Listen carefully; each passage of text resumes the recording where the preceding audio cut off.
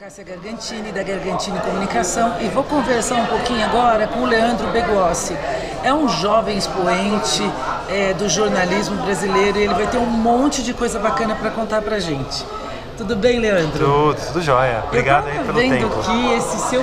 Primeiro que eu assisti ao seu minicurso, que foi encantador.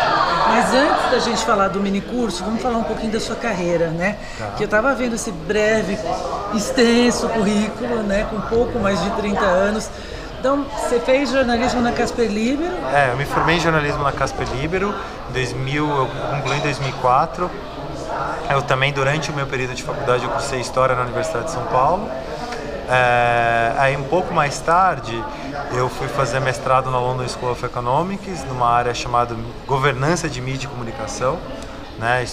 Fui estudar liberdade de expressão em ambientes digitais e acabei de voltar dos Estados Unidos, onde eu era fellow, né? Que é uma coisa de você é pesquisador e você também trabalha ao mesmo tempo na área de empreendedorismo e jornalismo em duas fundações, Natal e na Knight Foundation, num centro chamado Centro para Empreendedorismo e Jornalismo na City University of New York. E que legal! E você veio porque era um contrato de prazo determinado? Não, porque é uma bolsa, né? Então você tem uma bolsa de tempo determinado e porque tem tanta coisa interessante acontecendo no Brasil. Tá. E eu resolvi voltar, assim. Tem muitas coisas muito legais acontecendo lá. Eu mantenho alguns projetos, eu tenho pelo menos dois projetos, na verdade, que vão correr meio em paralelo, mas eu basicamente cheguei ontem, né? Eu cheguei ontem de manhã, porque eu já tinha uma série de compromissos assumidos no país. Já veio pra... Eu tive que dar aula ontem à noite, eu tinha aula para dar ontem à noite, eu tinha um congresso hoje, tenho aula para dar hoje à noite também, tem bastante coisa. Qual disciplina que você dá no curso de jornalismo da FAP? Eu dava 3 disciplinas, dava ética e legislação digital, né, que tem a ver um pouco mais com o meu mestrado, dava edição e reportagem em jornalismo digital e dava novas práticas editoriais, né? Então essas 3 disciplinas. E eu estava vendo aqui que você tem uma startup de jornalismo. Isso. Como é que é isso? Como é que funciona uma startup de jornalismo? O que é uma startup, né? Quando a gente fala em startup, a gente geralmente pensa no mercado de tecnologia, né? São empresas que elas identificam uma série de oportunidades no mercado, né? E aí você pode pensar que o Google começou como uma startup quando ele identificou que as buscas na internet eram muito ruins ou não eram tão boas quanto elas poderiam ser, né? Então você cria uma empresa pequena, enxuta, né, para que tenha um grande potencial de crescimento, mas que as pessoas sabem que ela está tentando inovar em algumas áreas. Qual que é a área que a tua startup de jornalismo tenta inovar? Então, no nosso caso, a gente é uma startup de jornalismo e mídia. Por quê? Porque a gente identificou algumas oportunidades no mercado de jornalismo e comunicação e resolveu oferecer à sociedade esse conhecimento, né? Então, essa forma de fazer conteúdo. Então, a gente tem desde conteúdos editoriais em algumas áreas específicas, então a gente tem tecnologia, no caso do Gizmodo Brasil, a gente tem um jeito pelo qual a gente gosta de falar de esportes na Trivela.com, né? A gente fala de esportes americanos também, porque no extratime.com.br, porque a gente acha que esse é um mercado em crescimento. E a gente tem mais 2 sites que a gente vai lançar agora no meio do ano, que agora no segundo semestre, que um vai ser sobre cidades, né? E o outro vai ser sobre cultura. A gente acha que tem jeitos interessantes de falar sobre cultura e cidades e a gente resolveu falar disso. E uma das coisas, só te cortando um pouquinho, que você fez questão de frisar na sua palestra é isso, né? Que a gente tem que descobrir o jeito ideal para falar com as pessoas para que a gente seja ouvido. Isso, exatamente isso. Então, a gente identifica as oportunidades e, então como é que a gente vai fazer isso na prática? Então, uma das coisas mais interessantes de uma startup é que ele funciona como uma empresa e como um laboratório ao mesmo tempo. Porque o seu espaço numa startup, o espaço de tentativa é muito grande. O espaço de experimentação ele tem que ser muito grande. Porque você descobriu aquela oportunidade, mas a realidade vai te entregando novas evidências. Vai mudando, né? Vai mudando, você vai entendendo e você vai inovando e você vai testando. E vai vindo gente mais nova ainda, que está descobrindo coisas ainda mais diferentes no meio do caminho.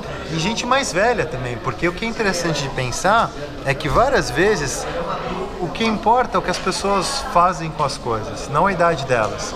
Então, por exemplo, se você olhar, hoje tem um grupo cada vez maior de pessoas acima de 50 anos que usam o WhatsApp com frequência. E como é que elas usam o WhatsApp? Né? E como é que você pode estabelecer um diálogo com essas pessoas? E a forma como elas usam, como elas informam, a forma como você faz jornalismo. Então eu estou mais interessado em como as pessoas usam as coisas do que em qualquer outro fator, assim, a idade, quem elas são. Quanto tempo tem a sua startup? A nossa startup, a gente está lá desde 2013, ela teve uma vida anterior, mas a gente começou a trabalhar junto em 2013. E qual foi sua grande conquista já até agora? Eu acho que a gente tem uma série de conquistas para celebrar, assim. A primeira delas é que a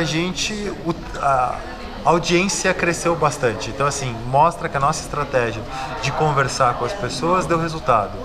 A segunda é que a gente está conseguindo gradativamente sair de espaços que ampliar os nossos espaços de atuação. Ou seja, a gente produz conteúdo, mas a gente também produz relacionamento. E uma coisa que eu acho importante para a empresa como um todo é que a gente conseguiu diversificar as fontes de faturamento. Ou seja, a gente tem dentro da empresa o que a gente chama de um estúdio F451 que produz conteúdo para quem precisa de conteúdo. Então, se você precisa de conteúdo para a sua marca ou para a sua empresa, esta parte da F451 produz esse conteúdo. Conteúdo digital. O que você preferir. Então, a gente já produziu conteúdo para 1 milhão de marcas, para um monte de marcas, junto com elas. Então, uma coisa que a gente faz sempre muita questão é de identificar o problema junto e qual a melhor forma de resolver esse problema. A gente vai completamente aberto. Então, por exemplo, você precisa... por exemplo, uma marca recentemente veio procurar a gente porque eles precisavam promover uma campanha. Né? A campanha veio de cima para baixo e tal, mas eles precisavam fazer com que essa campanha de fato conversasse com as pessoas. A primeira coisa é ir pra rede, Facebook, não sei o que, e às vezes sem nem saber, né? Sem saber qual é o melhor caminho, como é que você tem que seguir e tal. Então a gente falou, primeiro você tem que identificar qual é a sua voz nessa campanha. Como é que você vai conversar com as pessoas? Como é que você vai se relacionar com elas? Né? Que conteúdo você vai produzir para gerar valor para as pessoas naquelas conversas? Né? Então isso é muito legal, porque quando funciona muito bem e a pessoa consegue medir os resultados daquela ação. Isso é muito bom. Eu acho assim, quem quiser entrar em contato com o Leandro para ouvir mais, para saber mais desse trabalho super interessante em produção de conteúdo, em novas mídias, qual é o seu contato, Leandro? Você pode mandar um e-mail para mim no leandro.beguossi, B de bola, E de elefante, G de gato, U de uva, O de óculos, C de casa, I de igreja, @F de faca, 451, os números, .com.br. Obrigada, Leandro. Eu que agradeço aí pelo espaço, pela atenção.